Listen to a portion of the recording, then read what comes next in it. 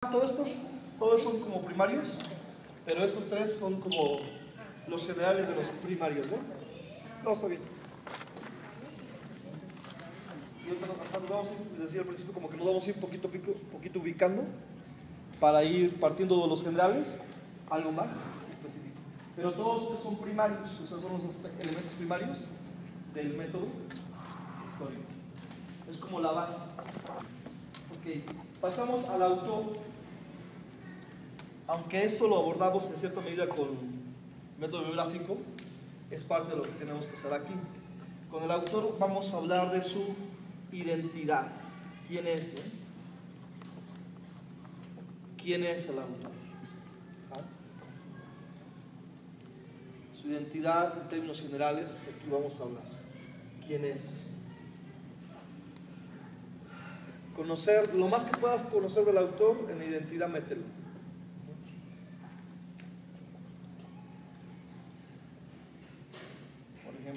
Edad,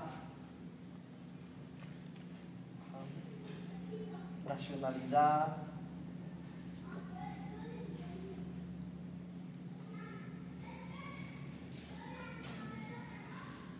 familia,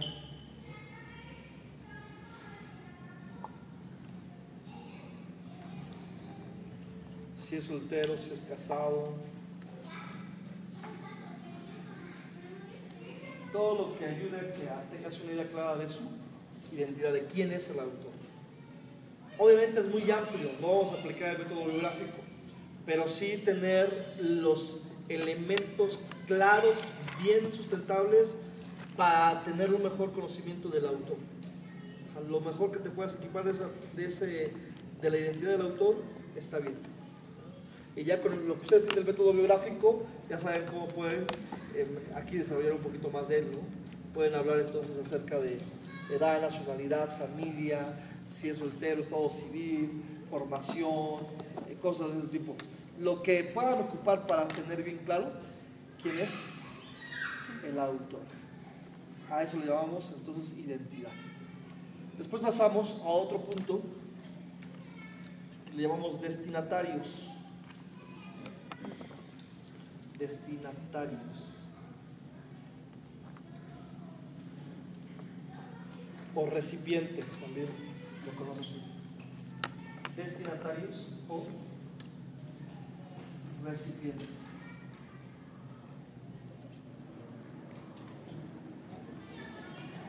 Sí, cambio de tope a abono.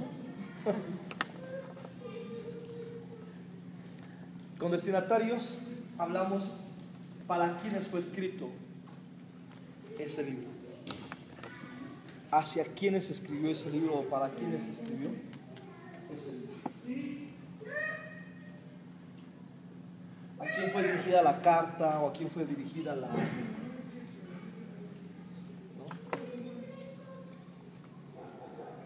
El libro. Es muy importante entender aquí. Entonces ahí van a ubicar la identidad de los destinatarios. Por ejemplo, Lucas lo va a decir que es para Teófilo, ¿no? Lo escribe a Teófilo. Pablo a Tito, Pablo a Timoteo, Pablo a quién, ¿no? Pablo a los Gálatas, Pablo a los Efesios, Pablo a los Filipenses. Los destinatarios, ¿quiénes son?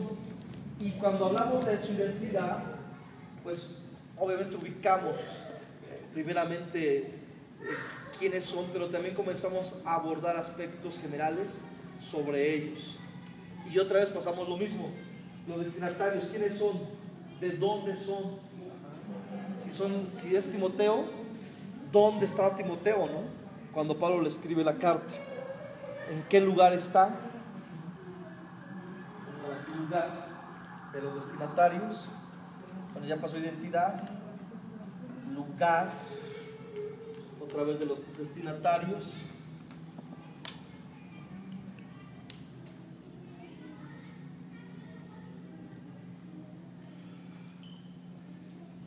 Después agregamos características de estos destinatarios, características generales. ¿Cuál es la característica de la gente de Éfeso? En términos generales. características de los efesios. Eso nos ayuda mucho a comprender también las maneras en que se escriben las cartas.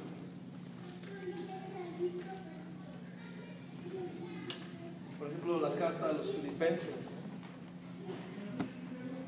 Pablo los describe de una manera muy especial, y entonces por el mismo lugar te das cuenta de por qué es una iglesia muy noble, ¿no? Y por ejemplo, la Filipenses se deriva de la palabra Filipo, que fue un gobernante, y eso dice mucho ya desde la ciudad, el tipo de ciudad, cómo se fundó. Si ustedes conocen, por ejemplo, si el lugar es una ciudad y pueden investigar un poco de la ciudad, les va a ayudar mucho a tener también una idea del contexto histórico. ¿Quién la fundó? ¿Por qué la fundó? Y eso va a dar luz sobre características de los destinatarios. Si son gente amable, si son gente violenta, si son gente peleonera, si son gente codiciosa, si son gente hechicera.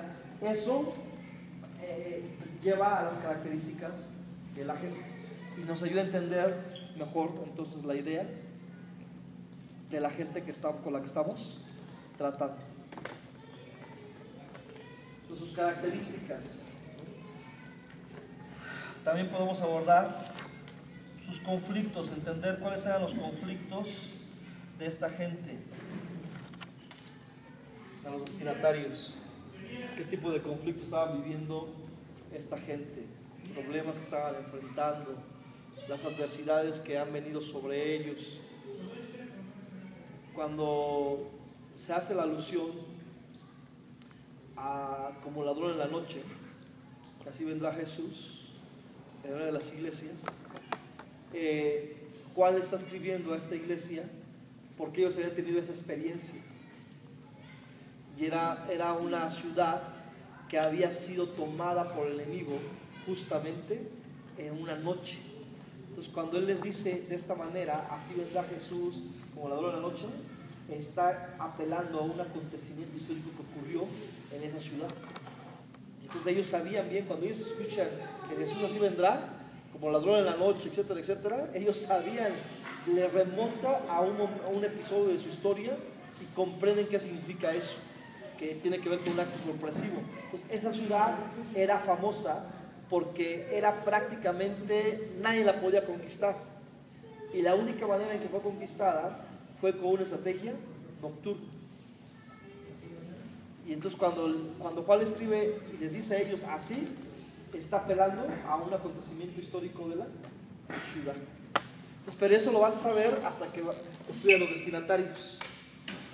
Cuando también habla de la tibieza, ¿se acuerdan que Jesús le dice a la iglesia, creo que es la Odisea, que no, ojalá fuera frío o caliente, pero no tibio, porque tibio te va a vomitar de la boca? Y entonces es otra vez un acontecimiento que está apelando a la característica del lugar.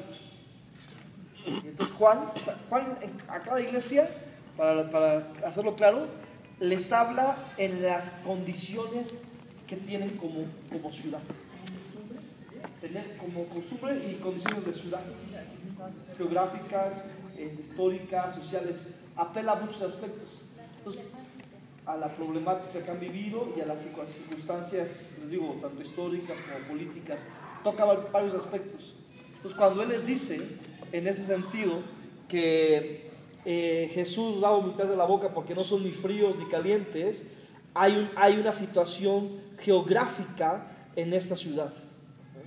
Y la razón es que cuando ellos tenían manantiales que eran de aguas justamente termales, y eran aguas minerales muy, muy ricas, y mucha gente de Roma iba a esta ciudad para justamente disfrutar de sus aguas termales. Pero había una condición, el manantial estaba prácticamente arriba en la ciudad, o sea, se estaba en la montaña. Y entonces cuando el agua estaba en la montaña caliente, era genial, era estupenda para bañarse. La gente llegaba y decía, no, pues aquí, imagínate estar en un agua termal con tu coca, tus tacos acá bien padre, sin disfrutar. Voy para allá. Entonces está el agua termal ahí saliendo y está tibia, está rica, bueno, está caliente más bien, no tibia, está caliente. Y entonces iba la gente a pasear. Y entonces salía el agua del manantial, pasaba por las pozas donde la gente estaba e iba descendiendo entonces hasta el bajo de la montaña y que llegaba al valle. Y en el valle el agua ya llegaba fría y entonces esa agua era utilizada pues ya para consumo humano o para consumo doméstico. Ya el pueblo abajo ya la podía usar. Pero en el Inter había una etapa donde el agua era tibia, cuando iba descendiendo. Y el agua tibia era el agua que ni era buena para consumo doméstico, ni ayudaba tampoco para el asunto terapéutico. Y entonces la gente a veces, bajando la montaña, siguiendo la corriente, tenía sed y quería beber agua, y entonces no podía beber porque era agua tibia, no refrescaba, no satisfacía la sed. Así que lo que hacían era escupirla, ¿no? Sencillamente vomitarla, porque no pensarían, no imaginarías que el agua estuviera tibia, pero estaba tibia. Hasta que llegaba hasta al valle ya estaba fría. Y entonces Juan apela a esta situación geográfica, a este acontecimiento de la ciudad, para decir que el tibio es vomitado de la boca. Pero eso tiene una aplicación muy importante, porque a la luz de este pasaje, el tibio es el que no es útil al propósito de Dios. No es el que anda de mundano, no es el que anda... No, el tibio es el que no es ni útil acá, ni útil acá. El tibio es una persona que no está, por decirlo así, definida, pero que no sirve para un propósito específico en Dios, o como el agua. Entonces el agua cuando no era aceptable es cuando era tibia, porque ni calentaba acá, ni servía para métodos terapéuticos, ni acá para métodos o condiciones domésticas. Cuando estaba tibia el agua no tenía, nadie la pelaba, lo que hacían era vomitarla. Entonces Juan apela a características del lugar en cada una de las mensajes a las 7 iglesias. Y esto solamente lo entendemos cuando estudiamos los destinatarios. ¿Cómo la ven? Súper interesante. Pero ese pasaje lo interpretan todos de una manera muy rara para hablar de la tibieza, ¿no?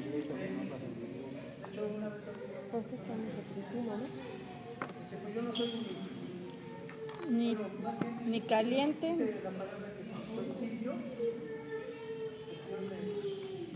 No, ni soy caliente ni frío.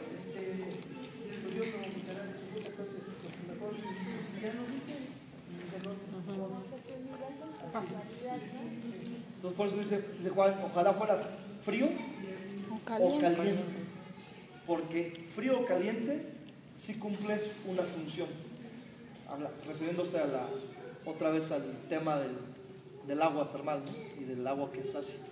Entonces el agua fría, imagínate qué refrescante llegar en un día soleado, sacar del pozo el agua fresca y tomarla. Obviamente para el uso humano, para el consumo doméstico, pues cumple las funciones. Pero arriba también en la montaña cuando nacía, que estaba caliente, la gente se recreaba terapéuticamente, etc.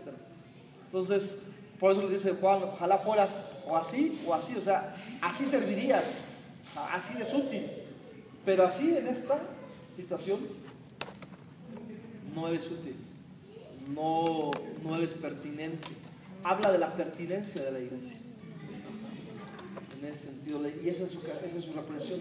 No es una iglesia pertinente, porque ni siquiera acá, ni tampoco acá. O sea, nomás estás así como que indefinidamente. Pero sí no tiene que ver con lo que cristiano, no cristiano, pues nada que ver. Es un mensaje a la iglesia totalmente, a su impacto hacia la sociedad. Es el mensaje. Pero se dan cuenta que lo entendemos mejor. Obviamente esto ya está, yo ya lo procesé de otra manera, pero partir de un acontecimiento histórico, ¿no? Que tiene que ver con los destinatarios. Entonces, como un elemento histórico, en este caso geográfico, te ayuda a entender totalmente un pasaje. si los